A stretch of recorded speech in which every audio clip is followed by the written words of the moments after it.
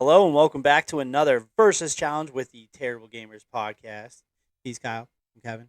And we are We're gonna going we're to gonna cut through the shit this time yeah because I don't like how the last one yeah went. we had to do the intro. That was the first time. So today's versus challenge is a very interesting one. Yeah, Super Mario Brothers 3 versus that's me. Super Mario World. world. That's this guy.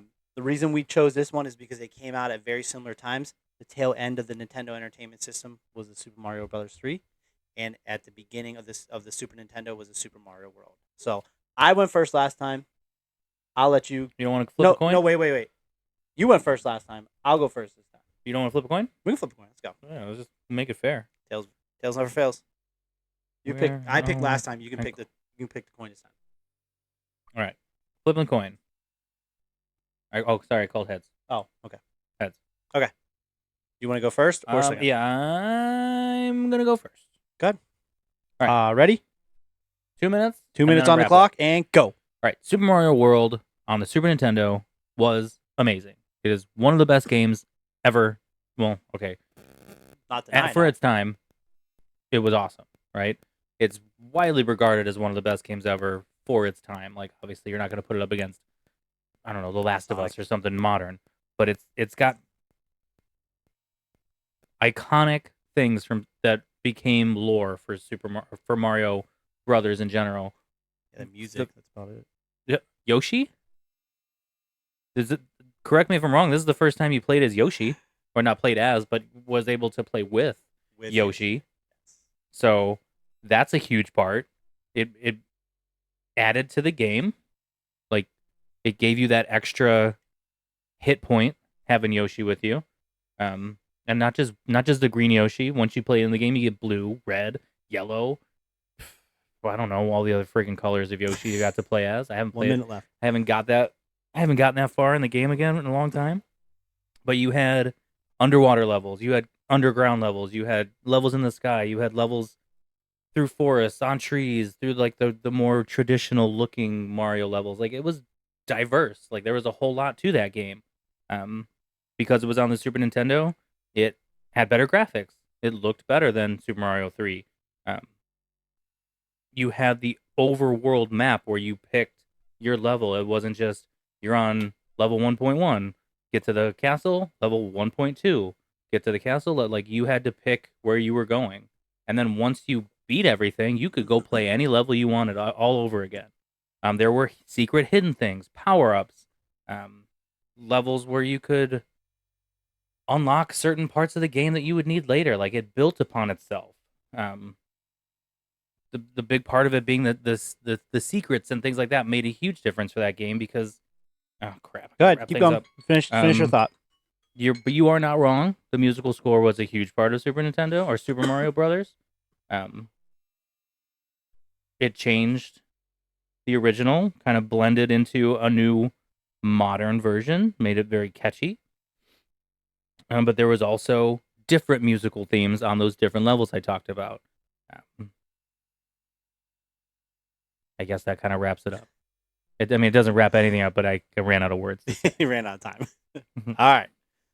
I'm getting ready to start the clock. 3, 2, and 1. Super Mario 3 is iconic for many reasons, and a lot of them are what you said. And I'm pretty sure Super Mario 3 came out first. So you might say, "Oh well, what Super Mario 3 did, Super Mario World did better." No, it didn't do better because the original, how many sequels are there that are actually better, than the actual original, right?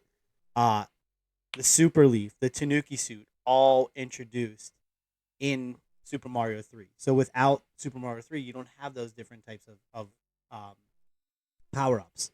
The level design. You talk about the overworld. The overworld is in Super Mario 3 too. You got to move around. You got to pick which levels. Some levels you didn't even have to do.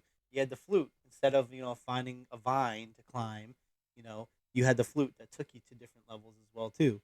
All the themed worlds. There was the giant level. There was a small level. There was I have a minute left.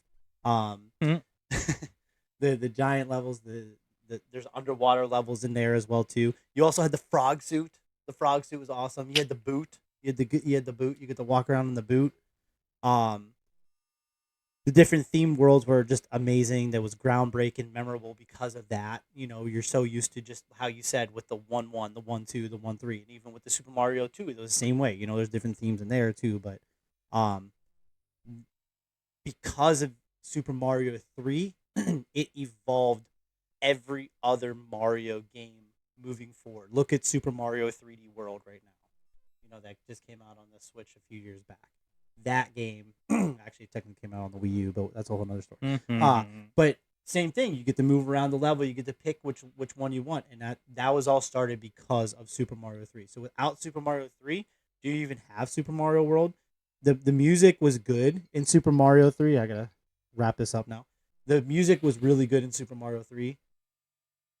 Maybe as iconic as Super Mario World. Super Mario World did have some really good music, like the title screen alone for Super Mario World was just awesome. It just hits, you know, But Super Mario 3, like, you know, I think like the second level with the sand and it just the ambiance with that. So I had to wrap it up. I get it. You kind of run out of things. Yeah. Rebuttal wise, and I don't know the answer to this, so it might make or break my argument. Could you play 2-player on Super Mario 3? Yes. Somebody could be Mario, somebody could be Luigi. Yes, but you're not on the level together. Well, yeah, you're not on level together in Super Mario World either. Yeah, so you can it's do once one person dies, Yep. the other person plays. Yes. Well, actually, I think it goes by world. So, like, if you finish World 1, I think Luigi comes in. I got to double check that because I don't remember off the top of my head. I think in Super Mario World, if I win 5 levels, Luigi has access to those 5 levels. Yes. Yeah. Yes. You work together. It's cooperative play. It is cooperative play. All right. Well, I guess that doesn't help either of us. No. But it's definitely something to think into.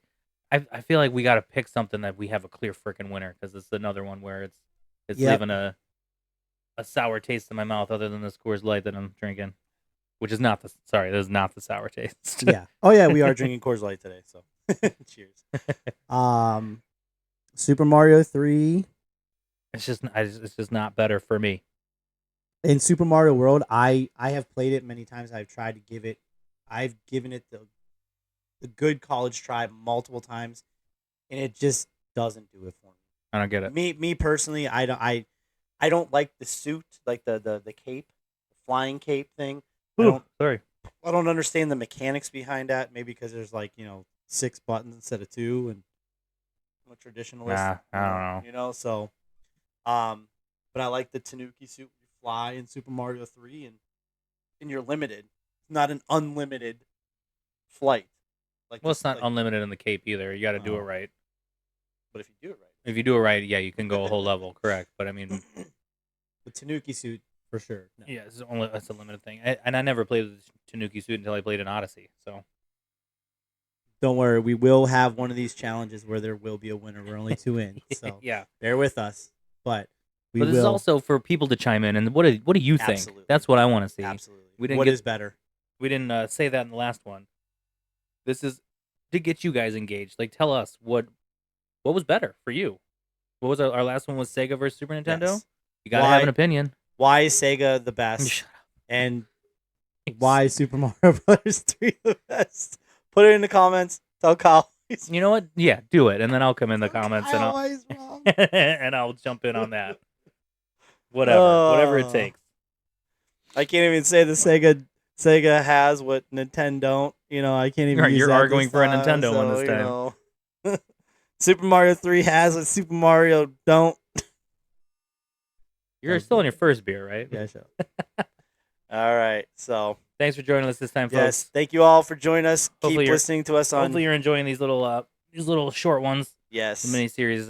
We like this idea. We want to keep developing this idea to go along with our podcast. Keep checking us out on Instagram, YouTube, Amazon Apple. Music, Apple Podcasts, and Podbean.